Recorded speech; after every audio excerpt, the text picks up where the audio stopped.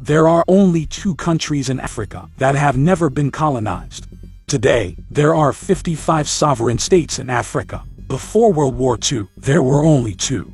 The rest of the continent was colonized. Britain, France, Spain, Portugal, Belgium, Germany, Italy. These 7 empires ruled almost all of Africa. But how did those 2 escape being colonized? The partition of the continent was formalized in 1884. The Berlin Conference regulated European conquest.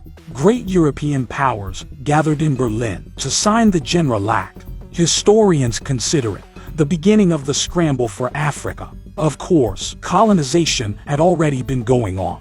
By the 1870s, Europeans controlled 10% of Africa. By 1914, when World War I began, they controlled all of it, with 2 exceptions, Ethiopia and Liberia. Ethiopia, formerly Abyssinia, is an ancient country.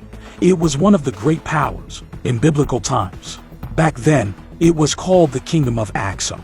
In the 19th century, it was ruled by a succession of emperors. Its location in the Horn of Africa made it too remote for Europeans. The British preferred trade to conquest. In Ethiopia, they did engage in several skirmishes. Each time, the British won. Each time, they left it alone. The Ethiopian Empire was invaded by Egypt in 1876, but prevailed. 20 years later, it was invaded by Italy. Around 15,000 Italians and 10,000 Ethiopians were killed. The war lasted for a little over a year.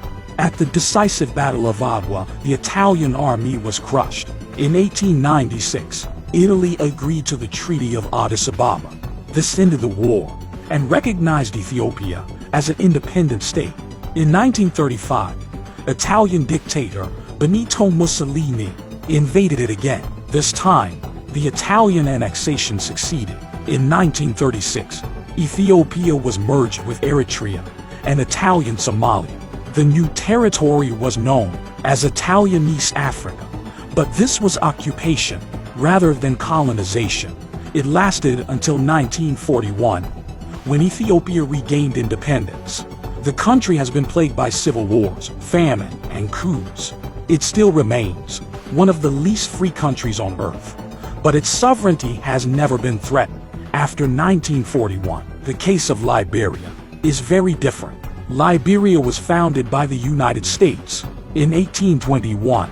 For the first 17 years, it was a kind of American colony, but it was not a colonized land. Liberia was established by the American Colonization Society. The ACS was run by white people who believed blacks should live in Africa. So they built a separate country for those willing to leave the U.S. The colony quickly grew too expensive to maintain. Thus, it gained full independence as a republic in 1847. Yet the European nations continued to view Liberia as an American colony, so they avoided it. During the scramble for Africa, Liberia has always modeled itself on the United States. Members of the elite never called themselves African. Africans was how they called local tribes. The upper classes identified as Americo-Liberians. Liberia was one of Africa's most developed countries until 1979. After the 1980 coup, it declined rapidly. The consequent civil war destroyed much of Liberia's infrastructure. Today, Ethiopia is ranked 39 out of 55 African countries by human development. Liberia is 42nd.